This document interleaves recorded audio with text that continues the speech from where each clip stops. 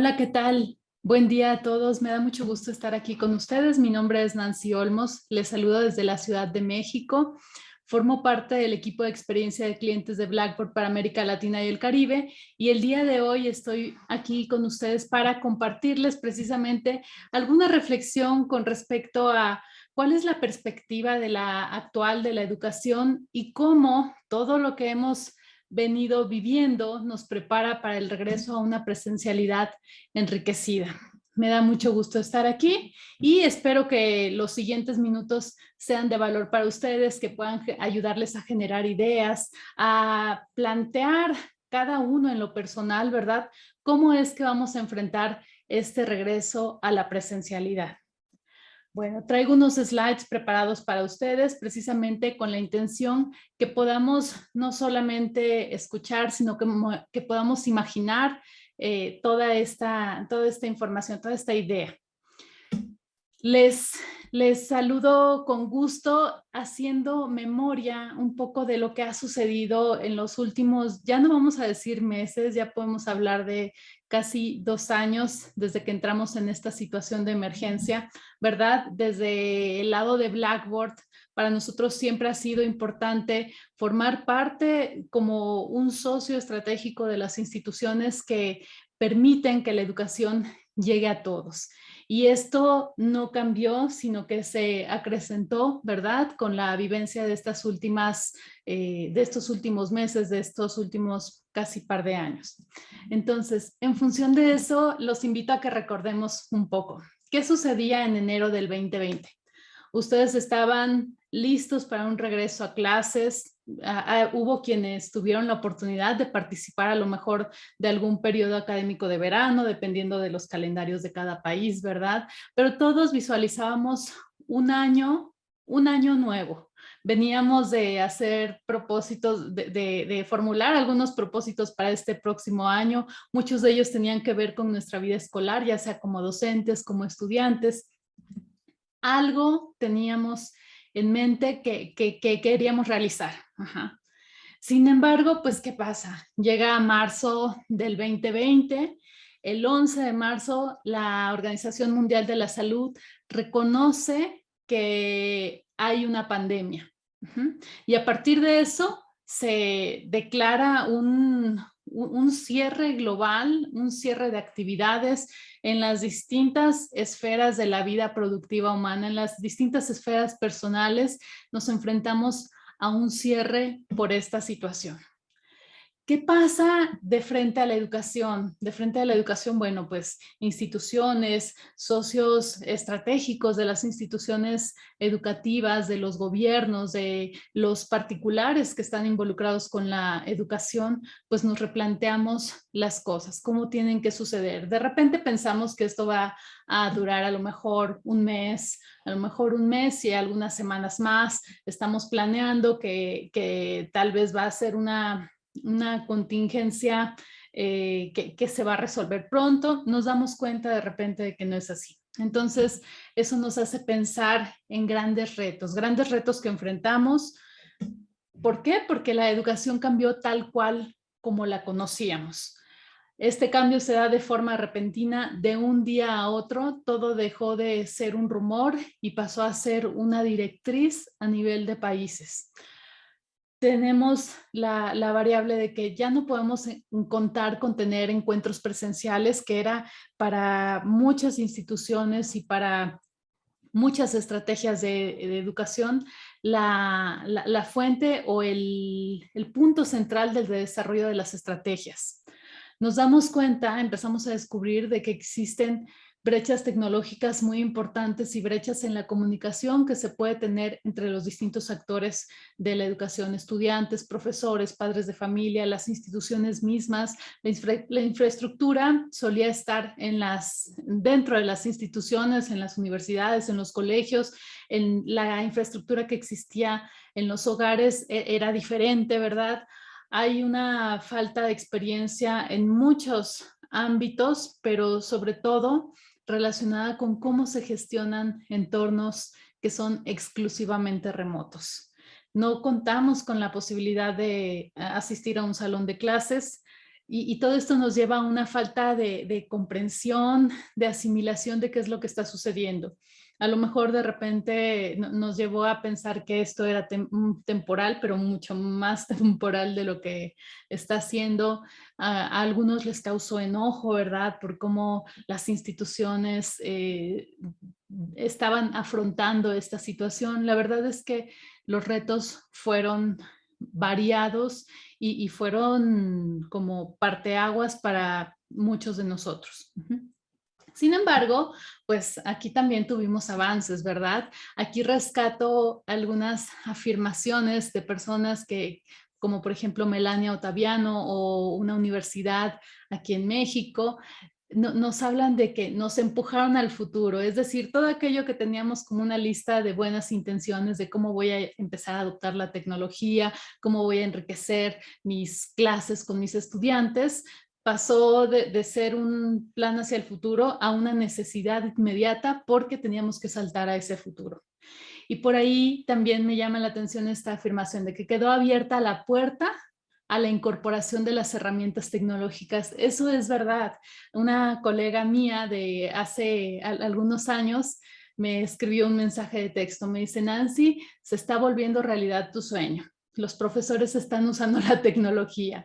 Siempre he creído en el valor del uso de la tecnología con un fin de educación, en el diseño de experiencias de aprendizaje y bueno, por supuesto que esto, más allá de la situación que se estaba dando, para mí fue una buena noticia que pudiéramos acceder a la tecnología, aunque nos enfrentamos a estas brechas. Pero los avances que logramos al respecto fueron también importantes, hablando desde lo más global hasta lo más particular. Los gobiernos se adecuaron sus políticas públicas, a lo mejor llevó algún tiempo, a lo mejor todo esto se sigue moviendo, se sigue gestionando, pero se abrió la puerta para que se adecuaran estas políticas públicas y se actualizaran los mecanismos de regulación que se tenía con las instituciones.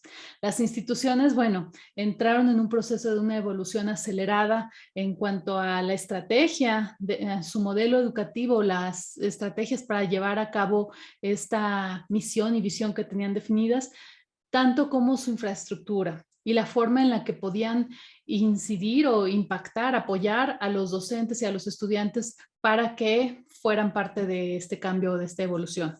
Los profesores, pues por supuesto, desarrollaron una serie de habilidades nuevas para la enseñanza digital, comprendieron algunas cosas que en otro escenario a lo mejor les hubiera llevado más tiempo comprender o darse cuenta de esto. Los estudiantes también, muchos empezaron a valorar el trabajo autónomo, la capacidad de que ellos pueden gestionar su aprendizaje. Otros, por supuesto, se sintieron perdidos, pero esta fue la oportunidad de que dieran el paso en madurez como estudiantes, ¿verdad? Y para todos esto fue una oportunidad para desarrollar una conciencia de qué cosas deben mejorar. Hubo prácticas que se dieron por primera vez y que los estudiantes valoraron, los profesores reconocieron como prácticas positivas y todo esto es parte de los frutos positivos de esta situación. Sabemos que esto no trajo solo estos elementos buenos que les digo, este avance, sabemos que también adquirimos ese compromiso o esa deuda del rezago de un incremento en esa brecha para la educación, para acceder a la educación. ¿Por qué?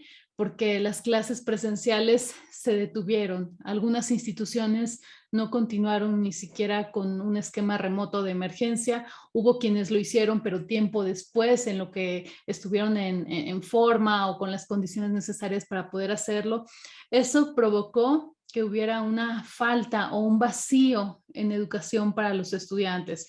Y ese es un reto con el que nos quedamos, a pesar de que ahorita ya estamos teniendo otro tipo de conversaciones de cómo vamos a regresar, de cómo vamos a enfrentar el después de la pandemia. Esta es una deuda con la que nos estamos quedando y tiene que ser importante que la reconozcamos para afrontarla. Además de eso, bueno, sabemos ahora que estamos en tiempos de regresar Hace casi un año, bueno, hace un año precisamente, noviembre del 2020, esta era la perspectiva del regreso a clases. Había ya muchos países que habían regresado de forma gradual o estaban haciendo los primeros intentos o los primeros experimentos también, porque las condiciones con las que se regresa a la presencialidad no son las mismas que existían cuando nos fuimos. Un año después, tenemos precisamente la historia. Hace algunos días tuve la oportunidad de revisar, bueno, cómo van los planes de regreso de los distintos países de América Latina hacia las clases presenciales en la forma o las nuevas clases presenciales que vamos a tener. Bueno, aquí ustedes pueden ver en la gráfica, ¿verdad? Cómo hubo por ahí un país que nunca dejó de tener clases, se fue adecuando en los métodos, pero la mayoría de los países sí nos detuvimos y el regreso a la presencialidad ha sido de forma gradual, a veces a nivel de las provincias, a veces en lugares en los que las condiciones pueden ser más controladas, pero aquí vemos cómo ya en estos últimos meses tenemos noticias de más países que están regresando a clases o países que ya han hecho una declaración formal de que se va a regresar con algunos planes para poder alcanzar este regreso. Pues ya estamos aquí. Pero ¿qué va a significar ahora este regreso a la presencialidad? Va a significar que nuevamente los dispositivos de tecnología salen del salón de clase y lo utilizan los estudiantes para el entretenimiento en los pasillos o para otras actividades que no son las de la educación. Significa que los profesores hacen un inventario de todas las habilidades que desarrollaron y las guardan en cajitas para estar listos para aplicarlas cuando se presente una nueva emergencia. Ojalá que no, ojalá que no, y ese es mi mejor deseo, que no estemos pensando en empacar, sino que estemos pensando en capitalizar. Tanto la UNESCO como la Organización Internacional del Trabajo, la UNICEF y el Sindicato Mundial de Docentes reconocen que los docentes durante toda esta crisis fueron capaces, demostraron su capacidad para garantizar que el aprendizaje no se detuviera y que ningún alumno se quedara atrás. Pero aquí la pregunta que yo les hago a ustedes es, ¿cómo aseguramos que con este regreso a las clases presenciales el regreso no sea símbolo de retroceso? El regreso no sea símbolo de abandono de lo que aprendimos, sino que más bien el regreso sea el sinónimo del enriquecimiento de lo que ya teníamos con lo que aprendimos y lo que podemos hacer ahora. ¿Cómo podemos asegurar eso? Bueno, lo primero que yo sugiero es que reconozcamos que fue eso lo que ganamos. La verdad es que aprendimos mucho y cuando digo aprendimos me refiero a todos. Cosas buenas, cosas que a lo mejor nos decepcionaron, pero aquí vamos a identificar qué cosas podemos capitalizar. Por un lado, descubrimos herramientas que nos hacen extender nuestras capacidades como humanos. Somos docentes, tenemos la pasión para acompañar a nuestros estudiantes, pero ahora adquirimos algunas herramientas que nos permiten extender nuestra presencia, nuestro acompañamiento y la forma en la que estamos ahí para nuestros estudiantes. Desarrollamos empatía, empatía con los estudiantes, con la situación que viven, los escuchamos a lo mejor un poco más.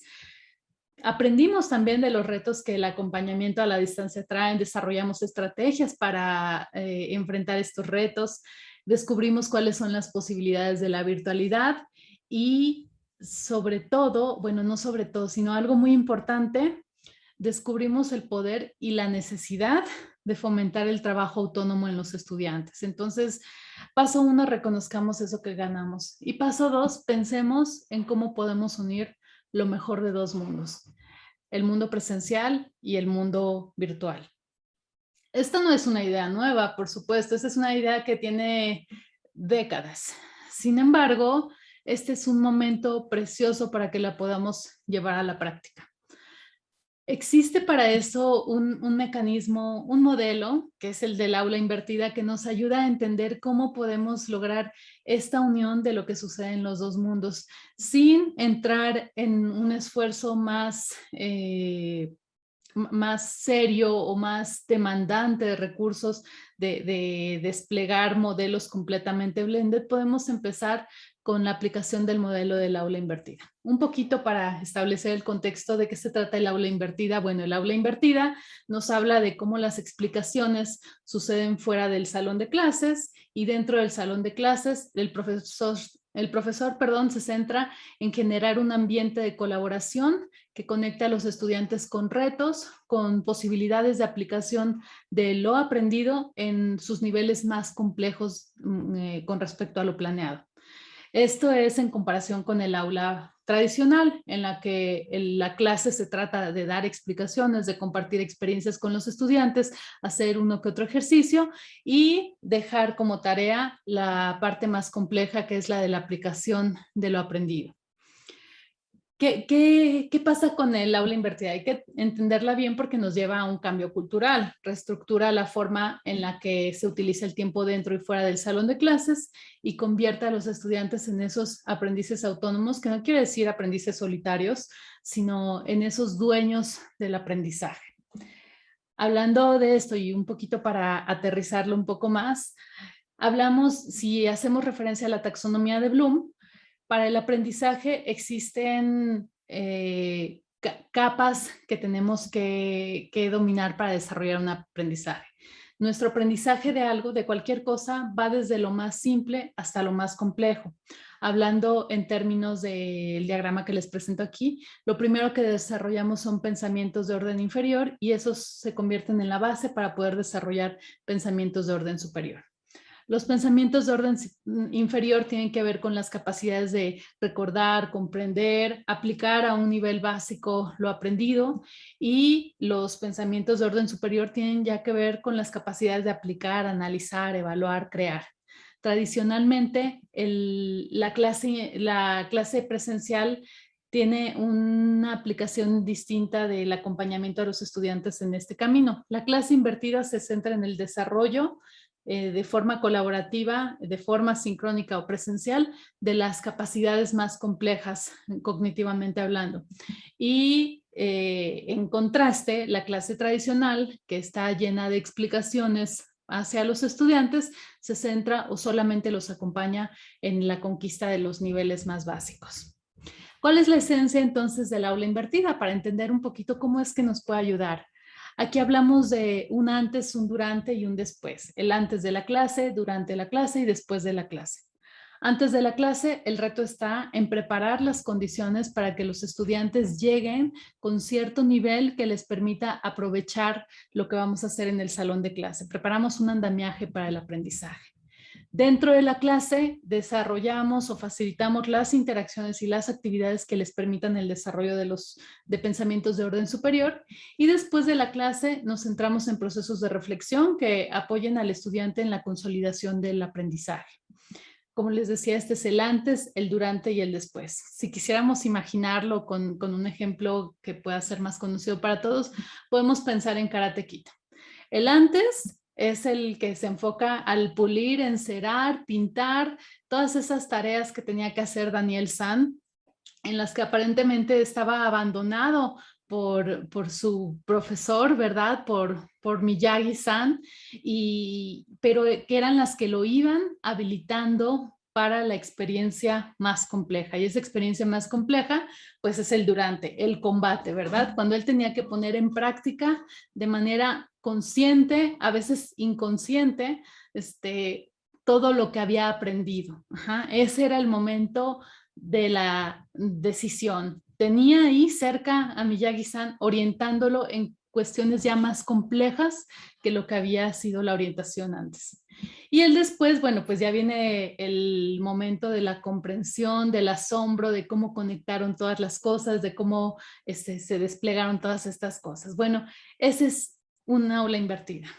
Sin embargo, el aula invertida ha dado frutos diferentes a cada persona. Para algunos ha sido como un amanecer, un nacer del sol en la playa, para otros ha sido como un naufragio.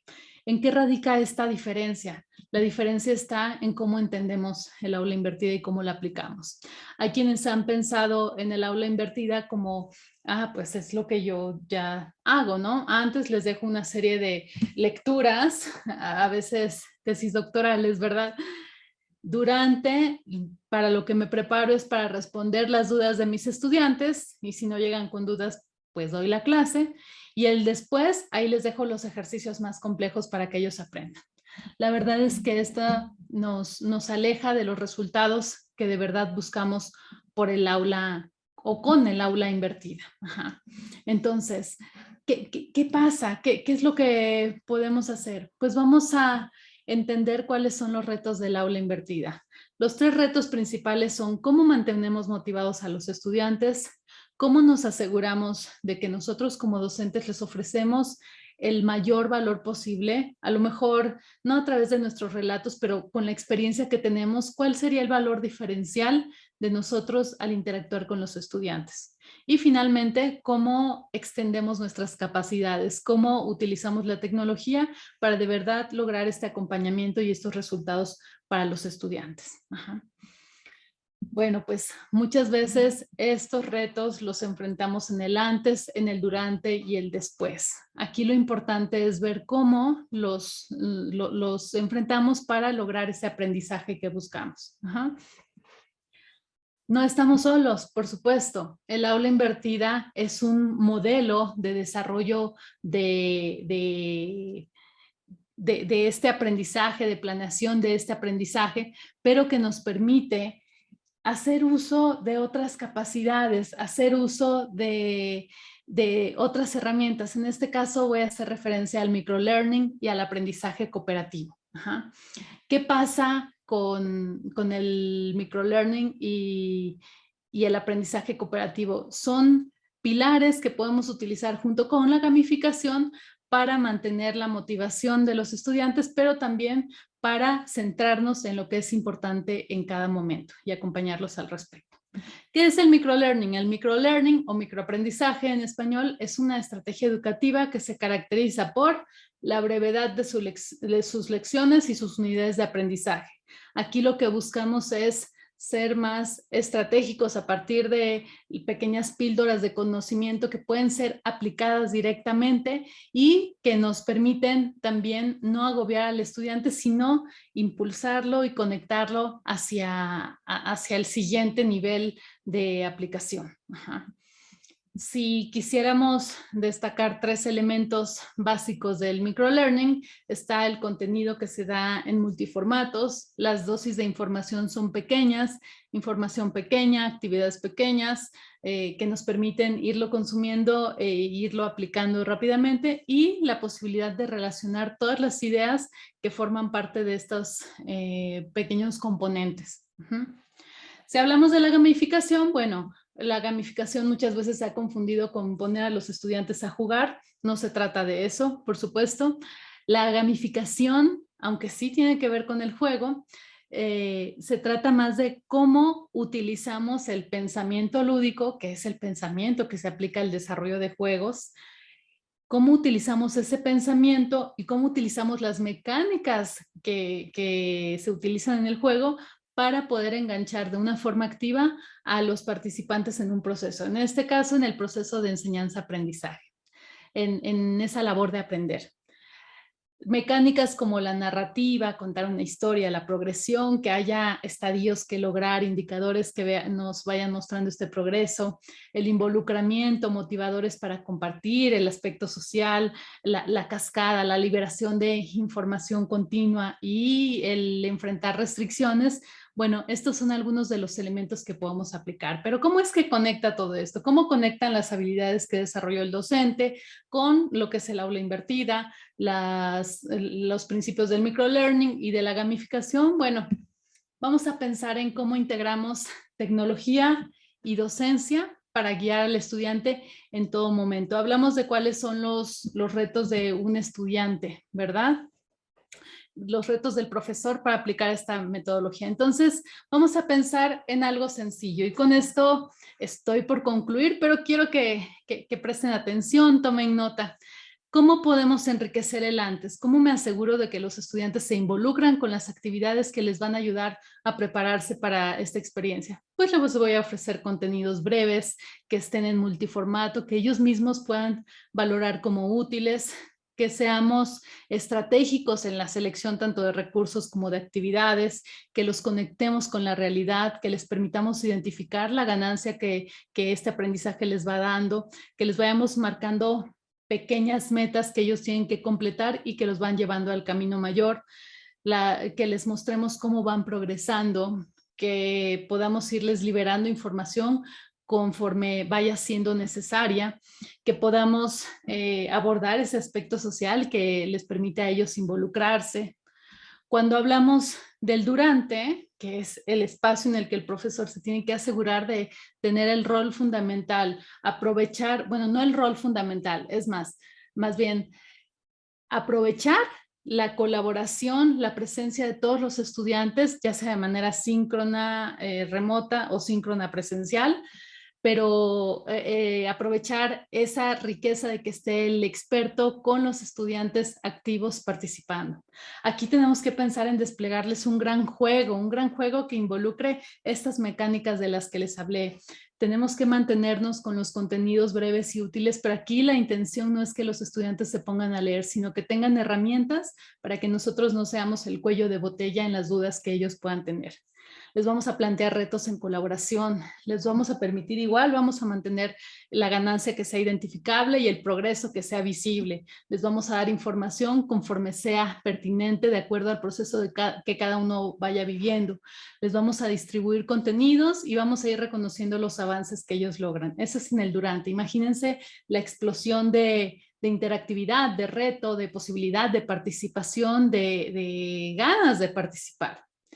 Y para el después vamos a pensar en actividades pequeñas. Aquí lo que buscamos es que los estudiantes puedan hacer el cierre de la historia, que puedan hacer un recuento de lo que aprendieron, que puedan identificar cómo lo pueden capitalizar y cómo lo pueden trasladar hacia el futuro. También cómo pueden, más bien nosotros reconocer los logros y que ellos mismos sean conscientes de eso que han logrado. Pues esto que les estoy describiendo a lo mejor está bueno para un ejército de profesores, ¿verdad?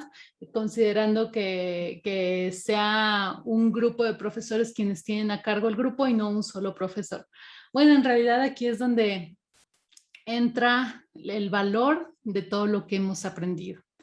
¿Por qué? Porque para acompañar de esta forma, para centrar el diseño de la experiencia de aprendizaje en estos escenarios motivadores, retadores y que pueden llevar a nuestros estudiantes a desarrollar las competencias o los resultados de aprendizaje que esperamos, pues necesitamos un apoyo.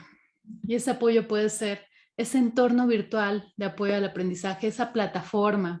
En este año creo que los profesores han conocido más Blackboard Learn, Blackboard Collaborate que en muchos otros años.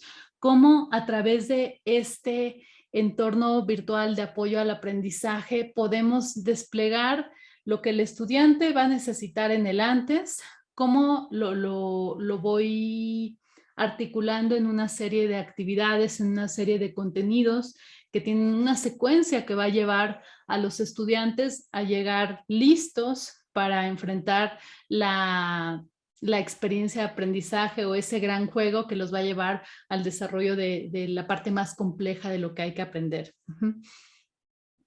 ¿Cómo puedo utilizar la plataforma para entregar contenidos?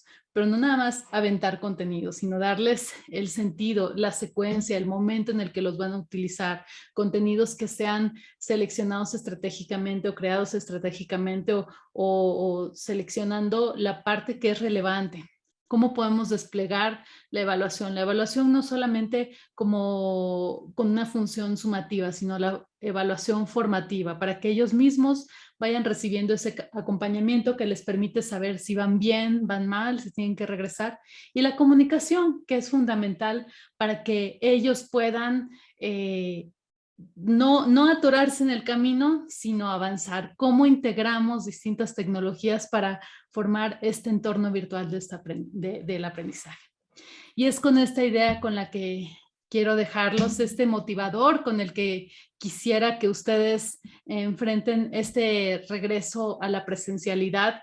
Realmente es momento de ir hacia adelante y no de olvidar no olvidando lo que ya desarrollamos, esos superpoderes. Yo les decía a los profesores, cuando ustedes regresen a clase van a regresar con unos superpoderes que no se van a quitar de encima. Pero aquí lo importante es que decidamos no quitarnos esos superpoderes de encima y entendamos cómo tiene lógica este regreso a la presencialidad y cómo podemos hacer que sea un regreso enriquecido y no un regreso tradicional.